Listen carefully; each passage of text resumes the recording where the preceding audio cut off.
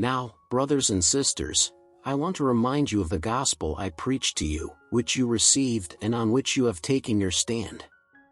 By this gospel you are saved, if you hold firmly to the word I preached to you.